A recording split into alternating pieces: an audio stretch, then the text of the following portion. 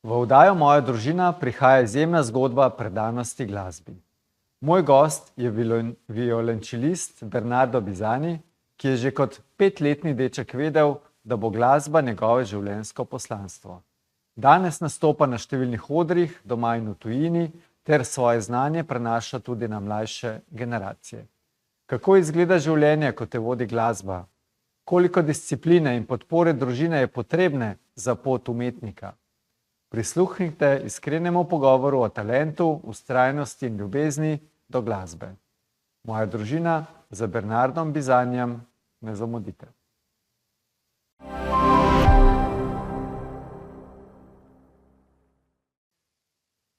Drage gledalke, dragi gledalci, dobrodošli v oddaji Moja družina. Glasba je eden tistih jezikov, ki jih razume vsak človek, ne glede na starost, državo ali kulturo. In prav glasba ima posebno moč, da povezuje družine, generacije in zgodbe. Danes bomo spoznali glasbenika, ki je to moč začutil že zelo zgodaj. Moj današnji gost je vrhunski slovenski violončelist Bernardo Bizani. Rodil se je v Ljubljani, v glasbeni družini in že kot otrok vedel, da bo glasba njegovo življenjsko poslanstvo. Violončelo je v roke vzel še pred dopolnjenim 5 letom. Bernardo, pozdravljeni, dobrodošel. Lep pozdrav tudi vam. Njegova pot je izjemna. Že zelo mlad je bil sprejet na Akademijo za glasbo v Ljubljani, izobraževanje pa je nadaljeval tudi v Italiji in Nemčiji, kjer je magistriral in nadaljeval specializacijo. Danes nastopa kot solist in komorni glasbenik na številnih odrih, doma in v tujini, hkrati pa svoje znanje prenaša tudi na mlajše generacije kot pedagog na Akademiji za glasbo v Ljubljani. Toda za vsakim umetnikom je vedno tudi zgodba človeka, družine, vztrajnosti, ur in ur vaj, pa tudi izzivov, ki jih prinaša življenje na poti umetnosti. Danes bomo govorili o tem, kako se rodi glasbenik, kako izgleda življenje z violončelom in zakaj glasba včasih doseže ljudi globje kot besede. Začnimo na začetku. Izhajate iz glasbene družine. Kakšne pravzaprav, ne? Zdaj bi rekel, jaz sem nekako 4. generacija v naši družini Bizani in nadaljujem tradicijo na zelo visokem nivoju. Tako da glasba nam je pisana v krvi, na duši, tako da je del mene. Mogoče v vaši glasbeni družini, kje so bile te vrednote, ki so vas oblikovale, ali pa ki je oblikovalo generacije v vaši družini? Jaz bi rekel, da predvsem strast, volja in trdo delo. In predvsem ta ljubezen, ker jo imamo res do glasbe. Strast, volja in trdo delo. Ja.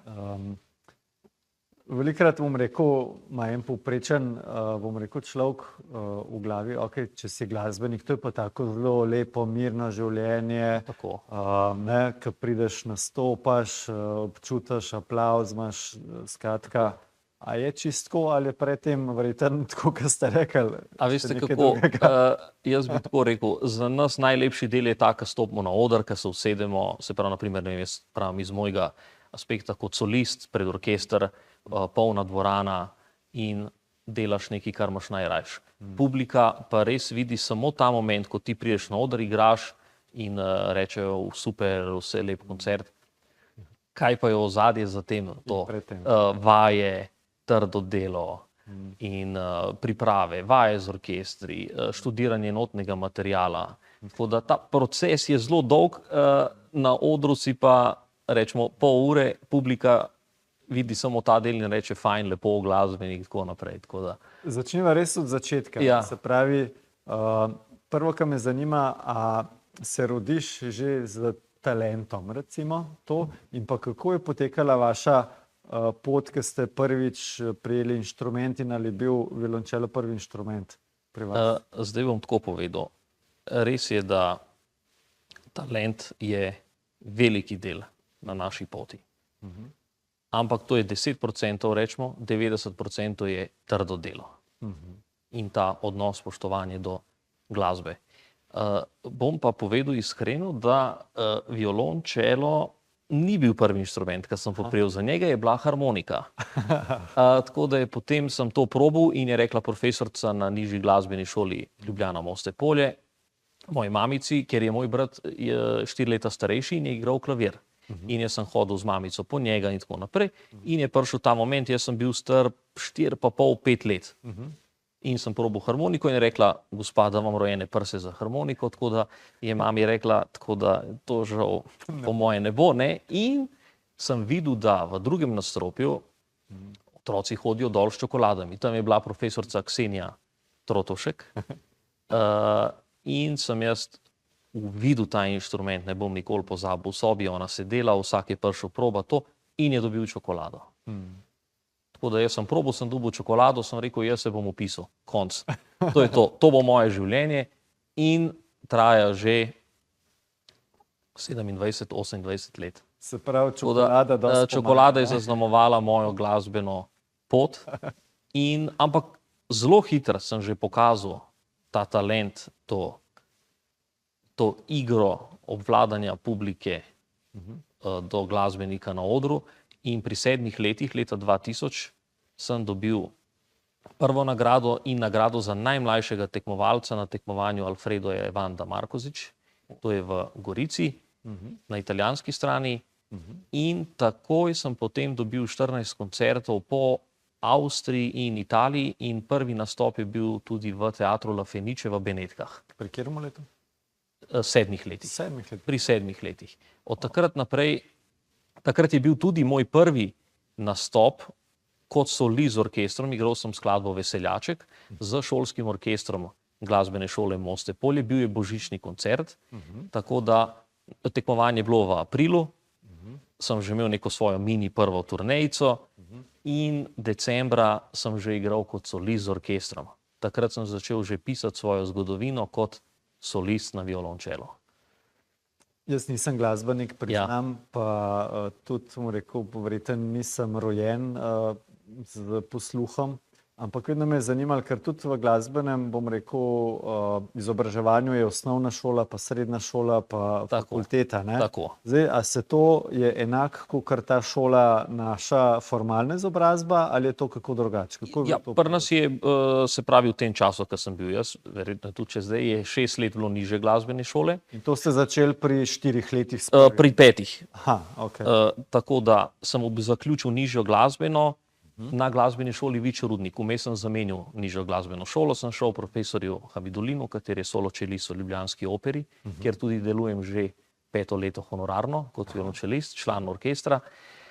In sem zaključil pri 13 letih nižjo glasbeno šolo. Na to normalno se upisujemo na srednjo glasbeno šolo. Imamo v Ljubljani, v Mariboru in jaz sem šel na sprejemne v Maribor, kjer sem jih tudi opravil. In istočasno sem opravil sprejemne na Akademiji za glasbo v Ljubljani. Tako da sem se odločil za univerzo. Ta dan so bili pa tam ljudje, ki so imeli že, se pravi, študenti z maturo opravljeno in so se upisali na faks. V bistvu vi ste preskočili. Jaz sem preskočil kompletno srednjo glasbeno šolo in pri 19 letih diplomiral z oceno 10 in prejel 2 študentski Prešernovi nagradi. Prejel sem jih pa za leta 2010 kot solist pri 17 letih z simfoničnim orkestrom RTV Slovenije. Sem izvajal Dvoršakov koncert za violončelo in za leto 2011 sem izvajal skladatelja Bruha, Kolni Draj napev za violončelo in orkester. Tako da sem leta 2012 diplomiral. Ampak istočasno od leta 2006 do 2012 sem študiral pri svetovno znani profesorici Nataliji Gutmann, solistki profesorici v Firencah. Tako da sem istočasno študiral v Firencah in v Ljubljani.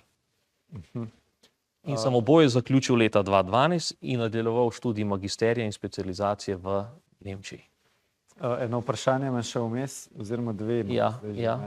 Kaj pa to formalno izobrazbo, srednja šola, tu ste tudi preskočili? Srednjo šolo v bistvu nisem dokončal, gimnazijo, Erudijo sem se vpisal na program, zaradi tega, ker sem bil toliko skozi na poti, ta faks in v Italiji. Ampak vmes so bila še moja tekmovanja, kjer sem zmagoval. Trikrat sem zmagal državno tekmovanje v Sloveniji na Temsigu, zmagal sem leta 2007 itaka tekmovanje. Potem sem v Italiji v Padovi dobil 3-krat prvo mesto. In leta 2007 ali 2006 sem gostoval v Ameriki, v Minnesoti 14 dni. Leta 2010 sem dobil v New Yorku drugo nagrado na tekmovanju mednarodnem. Tako da tekmovanja, nagrade so se odvijale. In istočasno 2 univerzi, težko bi bilo zraven še za gimnazijo. Tako da Čas vam verjetno hitro mineva. prehitro. Tudi zdajle nama, ne? Ja. Greva, bom rekel, na kratko dih. Ja. Drage gledalke, dragi gledalci. Zelo zanimiv gost, Bernardo Bizani, in z njim se vrneva kmalu po predahu.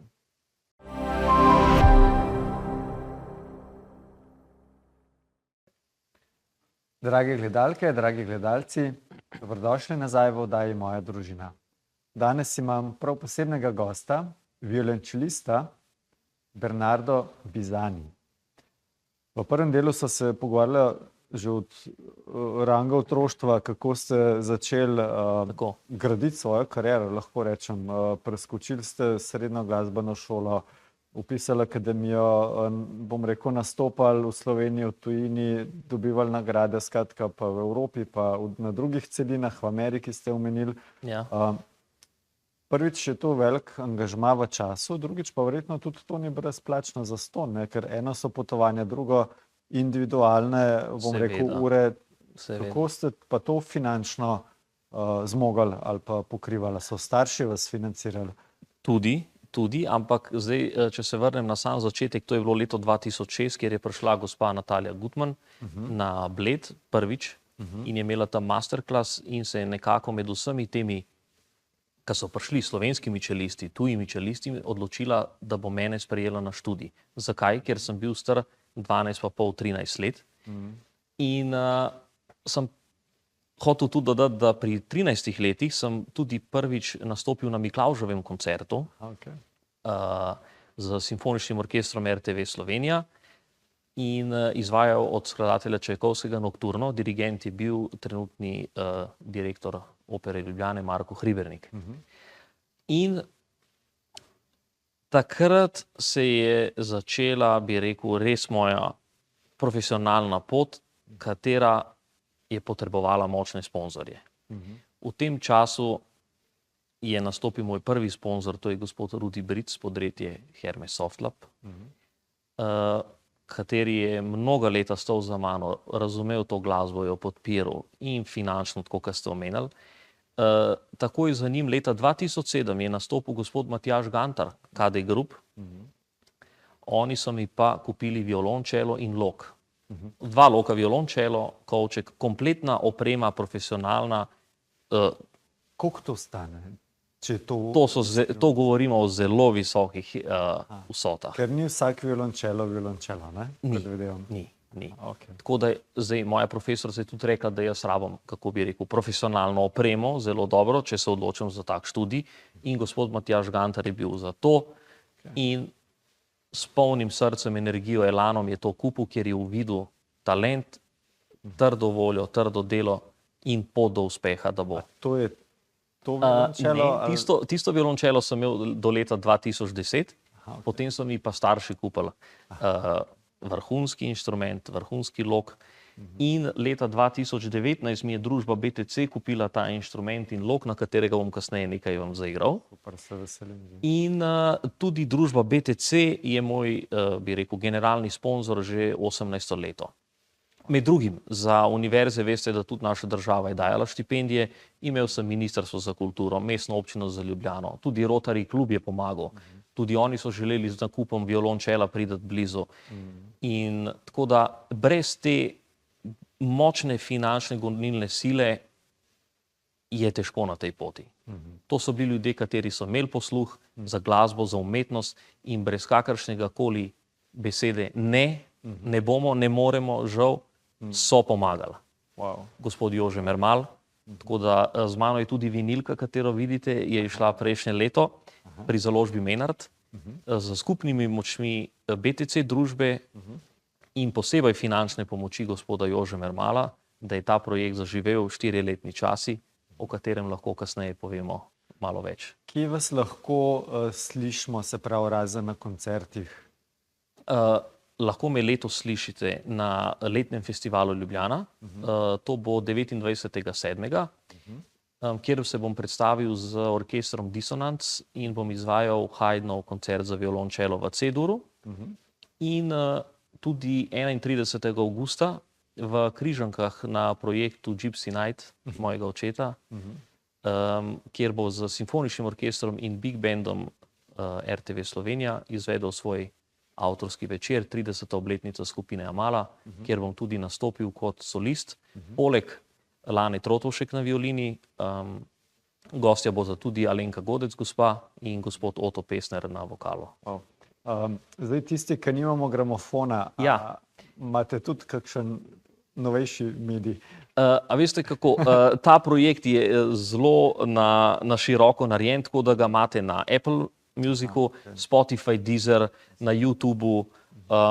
Je pa bila moja skrita želja, da se ga naredi na zgoščenki, tudi zgoščenka je šla, in na vinilni plošči. Tako da smo pokrili kompletno, bi rekel, obzorje.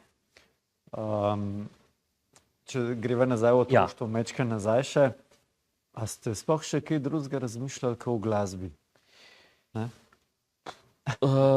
Marsikaj sem razmišljal, ampak vam povem, da sem se zelo razlikoval od drugih otrok ali pa mojih prijateljev, ker glasba je bila na prvem mestu. Poleg tega sem treniral tudi judo, nogomet sem treniral, bil sem zelo dober v nogometu, ampak nekako ta umetnost, ta ljubezen do tega inštrumenta je prevladovala, tako da sem vedel, da bo to moja pot. A drži, se pravi, enkrat glasbenik do konca življenja glasbenik? Drži. Pa drži na istem instrumentu ali se to tudi kaj spreminja? Veste kaj, imam tudi za sabo 10 let klavirja opravljenega pri profesorju Igorju Bravničarju, tako da se rad usedem tudi za klavir. In pri nas doma je bilo zelo veliko smernic glasbe. Bilo je od džeza, klasike, soul, funk, pop, kjer izhajam iz take družine, kjer je tudi moj dedi bil dirigent in trobentač. In ni samo bila klasika, bili so različni glasbeni žanri, tako da sem z vsemi zelo dobro seznanjen in tudi to je ta prednost, ko na violončelu izvajam tudi druge stvari. V sodelovanju z ansamblom Saša Avsenika, skladba Pastirček v Hari Tivoli kot solist, z gospodom Janom Plestenjakom tudi, skladba Lepa, lahko jo vidite na YouTubu, in prejšnje leto z gospodom Grašatom tudi v Križankah, tako da sem nekako edinstven v tem, da povezujem od klasike, slovenske narodne zabavne glasbe, vrhunske, do džeza, do popa, da se vključim. To, da se vključi violončelo v pop, v klasiko oziroma v druge žanre, verjetno vam mora to nekdo napisati note na nov, ne, ali kako? Ja, zdaj aranžmani so na novo narejeni, partiture, je pa dosti tudi na ušesu, se pravi, je treba poslušati, treba je razumeti prvo to glasbo. Naprimer, Avsenikova glasba je zelo zahtevna, ampak ni vse v notah.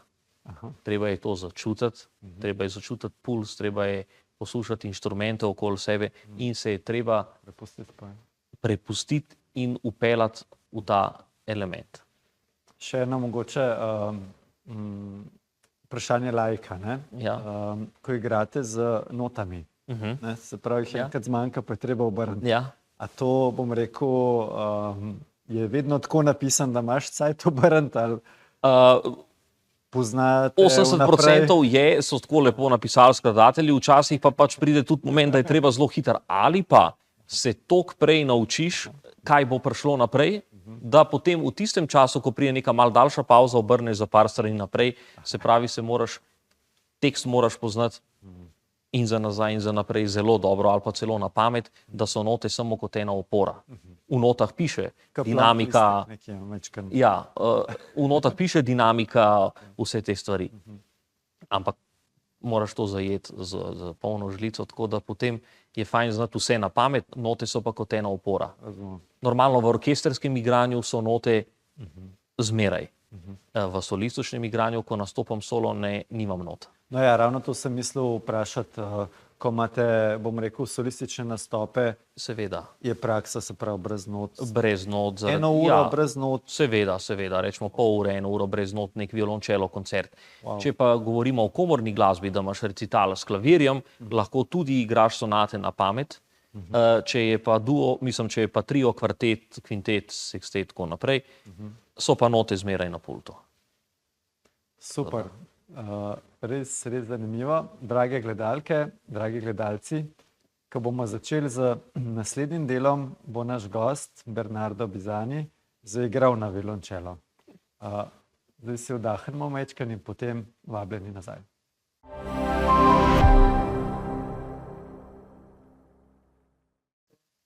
Drage gledalke, dragi gledalci, dobrodošli nazaj v oddaji Moja družina. Z nami je danes prav poseben gost, Bernardo Bisani, in imamo pripravljeno eno posebno presenečenje. Bernardo nam bo zaigral v živo iz studia. Bernardo. Skladba bo z naslovom Song of the Birds. Violončelist, skladatelj Pablo Casals jo je izvajal zmeraj kot svoj dodatek na svojih koncertih. Skladba se pa imenuje, se pravi, Pesem ptičev, in kot ptiči sami kaj ponazarjajo, pač mir. Trenutno pa mislim, da v svetu, kot v naši državi, tako res povsod potrebujemo en mir in pomirjenost. In pomirjenost, in bi to skladbo vsem posvetil. Najlepša hvala, izvolite.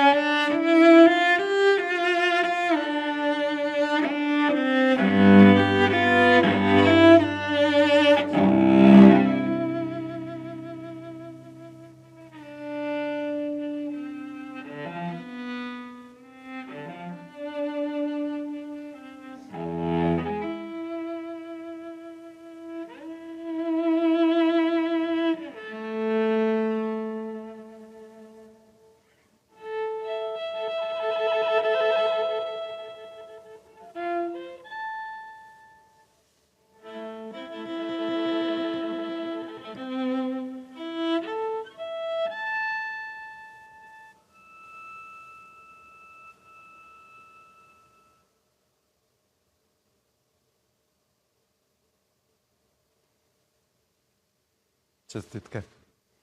Hvala.